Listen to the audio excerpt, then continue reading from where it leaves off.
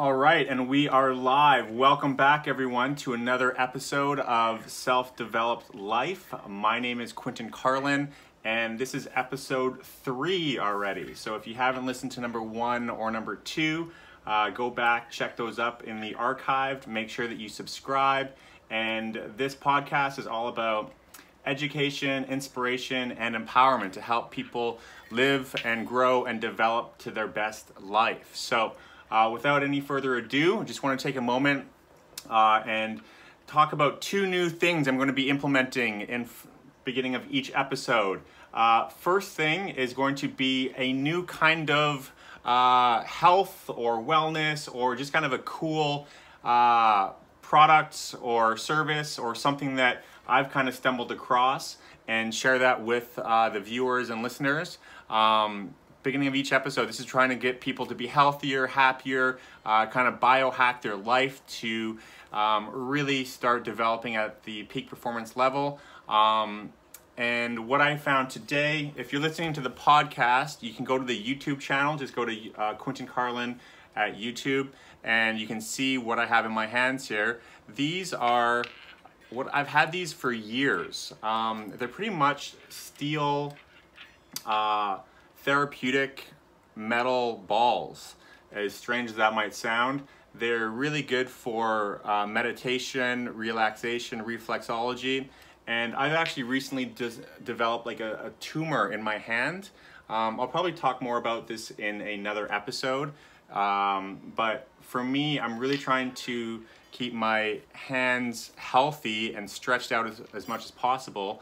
And these balls, I'll like clean them here. You can hear them, they've got these little bells in them. And it's kind of like an oriental therapy. So if you have any kind of arthritis or any kind of pain in your wrists or hands, if you're on the computer too long, these are great.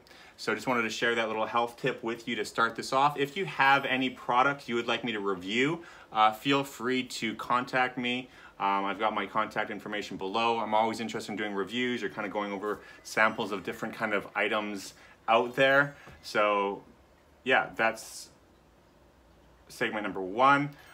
Segment number 2, I try and talk about one new thing about fitness and faith, or finances, or fun, anything like that. So that was our health kind of fitness item. Our second one is finances, and I want to direct people to a great resource I've actually published recently. It's my first book, and actually I broke them down into 2 books around cryptocurrency, blockchain, and Bitcoin. So if you're interested at all in learning how to either invest or use the technology, you can go check out my masterclass. It's www.cryptomasterclasses.com, www.cryptomasterclasses.com, and you can kind of go through that. Sorry, I'm kind of new at all this. Like I said, we're only on episode 3. And it's unscripted, raw, authentic conversation here. So we are going to have some slip-ups now and then, so roll with it. So yeah, that is another resource I want to share with people that is sponsoring this show as well. So with that, I want to get into today's content, which is basically what the title says is how Steven Spielberg, he actually was not accepted into the film class or the film university he wanted to go to. So he was not accepted. He got rejected, I think, 2 or 3 times from that program. Michael Jordan got cut from his high school basketball team. Steve Jobs got fired and basically kicked out of his own company that he founded with Apple. A lot of people don't know the backstory with his struggles with his own company. He got voted off the board and finally was able to come back. So what the message is here today, this is going to be a short one, but whatever you're going through or whatever you have failed at does not mean you should stop doing or quit. I actually just heard about a book. I listened to a podcast last night that kind of got me thinking about this. It's called The Third Door. The book is called The Third Door. And basically everyone in life, there's kind of 3 doors to get involved in something. So you have the front door, like if you think of a club, right? You go to a club, everyone kind of lines up in the queue, you know, you wait there 20 minutes, half an hour, or whatever, and then finally, eventually, hopefully you get in, right? However, if you're not really dressed the part, or if it's kind of a high-end club, or you know, it's at capacity, maybe you don't get in. They don't accept everybody. At that point, a lot of people that get rejected at the front door, what do? They just go back home. They're like, well, I tried. Tonight's not the night. Maybe I'll come back another time, and they usually don't. So they just kind of retreat and go back home, or go somewhere else, or do something that they didn't really want to do in the first place. And the problem with that is a lot of people don't really get to have the fun time or the success or, you know, the experience that they were looking for. And the other option is the VIP door, right? Everyone's been to these clubs where they have like the VIP door, and you go around back, you know, you've got a connection, or you know the owner, or you've been there a number of times and you're like, hey man, can you get me and my friend in? You know, you try and get that network and get in, basically.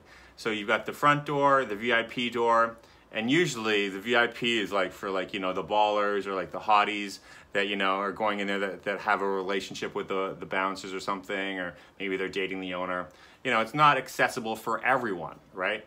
Only people that are connected can get in. But in every aspect of life, there's a third door, and the third door is like getting creative. It's like, okay, I can't get in the front door, the VIP door, the bouncer wouldn't let me in, what else can I do? And I really think that this is where a lot of people end up that kind of have the breakthroughs that they want. You know, for example, going back to Steven Spielberg, so he got rejected from, you know, the main, like the highest level film school in his town or in his city that he wanted to get into. So from there, he could have said, okay, well, I'm going to become a doctor or a lawyer or whatever. But no, he was like, you know what? I'm going to actually go to where this is all going down. So he got in one of these Beverly Hills like tours. He basically went to, you know, Hollywood and went on one of these tours and then snuck off the bus. And then he was wandering around the studio, and he met a producer there and basically started up a conversation and said, hey, this is who I am. This is really what I want to do. And they just talked for about an hour. And, you know, the producer kind of saw him as like kind of like a protege and maybe like a younger version of himself, and kind of took him under his wing and said, all right, well, look, here's a pass. You can come back, you know, this week, and let's have lunch. So, you know, Steven came back, had lunch, and then the guy was so impressed, you know, he said, okay, well, I'm gonna give you like a week pass. You can come on the lot, you can check out the developments and the productions and the film, the whole process. You know, you can kind of be my shadow, right? So he went there every day that week, and every day he was starting to like build relationships with like the directors, the actors, everyone that was, you know, in his space. And finally, the mentor said to him, he said, you know what? You know, enough with the networking, enough with the kind of smooching and trying to like build relationships with people. Now it's time to produce value. You got to bring something to the table, you know? We can't just have you coming here all the time. So Steven said, okay, I'm going to develop a film. So I'm going to produce a film. And he just disappeared for like 2 months, didn't go back to the set, didn't contact the guy, just went. And he just like went hardcore into filming, producing, and directing his first little film. And when it was finally finished, he went back to the studio, contacted the producer, and said, here it is. The guy looked at it, watched it, and from there, he actually ended up calling the head of, I can't remember what studio it was. It was one of the top studios, like, I don't know, kind of escapes me right now. But basically called the top guy, the studio executive, like the CEO, and said, listen, you've got to see this movie this kid just gave me. And he said, no, I'm too busy. He said, look it, if you don't, some other studio is going to sign him, and this is going to be the biggest loss of our lifetime, and you're going to regret it. So, you know, with some of that kind of persuasiveness, and, you know, the producer using his back or third door to go ahead and influence his boss to give this kid time of day. They went ahead and they watched it, and they ended up signing him right on the spot for a contract, and you know, the rest is history. So Steven Spielberg didn't even have to go to film school. He just skipped all that, went to, you know, the main ticket, you know, where all of this is happening, and made it work. You know, he was the youngest director in history to get a deal like that. But that just kind of shows you how persistence and kind of being smarter and, you know, figuring it out, not going through the front door like everybody else does, but to really use his resources and his creativity and networking connections to make it happen. So that's just kind of like inspiration for everyone to say, hey, where if you've been rejected, maybe it was from a girl you liked, you asked out, she said no, but if you really feel that, you know, there's potential there, you might say, hey, you know, let me just, you know, take you for coffee or something like that. Or it could be like a job you went to, you applied and you got rejected.